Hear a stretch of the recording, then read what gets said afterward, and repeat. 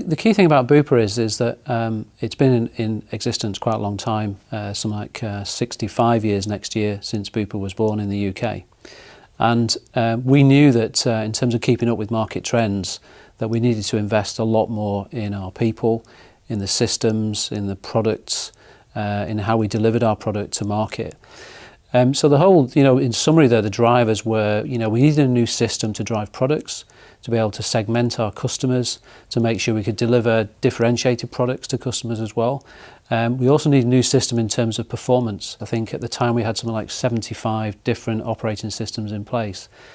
Trying to train people in 75 systems doesn't work. But also think about the customer conversation at the end of it, quite long, quite confusing. And we were just throwing people at the problem. So very labour intensive to try and get around those, rather than, look, we need to fix this system and this could really transform our business. We introduced one plan by taking all of our people through an event called the Long Run, and we did that in a huge warehouse in Salford, taking all of our people from all the sites in the UK to really engage with them about the rationale why we needed to change, what the burning platform was, but also their part and their role in that, and sort of creating this picture that actually we had a really strong company, really loyal company base, but we really needed to change. E-learning was used to support the programme in a number of different strands.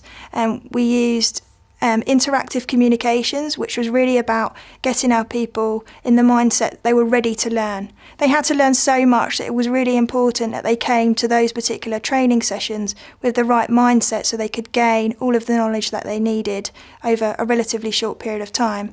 The second part obviously was to give them knowledge and skills that they would need to be able to implement once the system had gone live. And thirdly, we needed to demonstrate that they were competent, that our people were going to be able to maintain the great levels of service that we pride ourselves on at Bupa.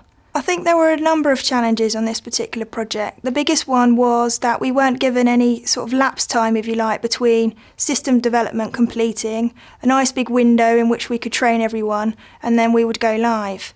We had to train 2,000 people at the same time that the system was still being developed. So we needed to work quite closely with the system development team. We also needed to work closely with the operation to ensure that our current customer level service levels were maintained. And also we needed to ensure that the training was providing the correct knowledge to all of our people, and we had to work really closely with a number of significant stakeholders to ensure that that took place. The key to the programme's success was trying to not have one e-learning solution that we were using for all. What we did do was develop a number of different e-learning types, and some worked really well for different scenarios. So we had the comms and engagement pieces. We used tutorials to tell people about new products. We used system simulations so that they could have a go and practice and find out which areas of the system they were strong in and which areas that they needed to practice on a bit more. And then we did some competency tests and role plays as part of that so that it could give them the confidence that on day one when we went live, they could do what we needed them to do. So the mix of e-learning materials that we made available really made it quite a fun experience. It didn't feel the same, and there was lots of different strands to it which kept them interested. The impact was huge. I mean, clearly at the end of the day, we delivered our new systems, although our goal of going from 75 systems to one didn't quite work out that way. I think we're on about 15 now, which is still some huge achievement. Well, the first thing from a business perspective is in terms of people ready to go with a new system, people ready in terms of using it once it was switched on and being competent to do that. We had over 99% of our people trained on time to a very high standard and able to deliver the service to the customer. And what the customer was telling us was that they were seeing a much improved level of service. They didn't see behind the scenes that we'd suddenly gone from 75 to 15 systems overnight. They were being put on hold less often, etc., and they saw the quality of that service experience going up. And from a learner's perspective, I think that was a real transition point for us in Bupa, because suddenly they grabbed a hold of the fact, particularly the business, that actually e-learning could be a significant enabler to our business strategy.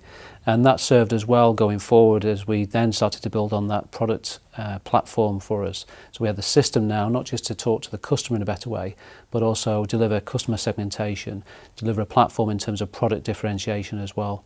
So it was a real starting point for us, but a very strong platform to build from. Trust and collaboration were a really key part of this project. We needed to gain trust from the business, and they needed to trust us in terms of the people that they were going to, when they came back from training, could deliver everything that they were expected them to do. And also we needed trust with the external training provider that we were working with, in this instance Brightwave, who supported us in developing the e-learning material, in that the materials we provided them were accurate, that they could use them to develop the training that we needed, and also on both sides that we would stick to the challenging deadlines that we were working with. It was a partnership that both with the business and Brightwave worked very well.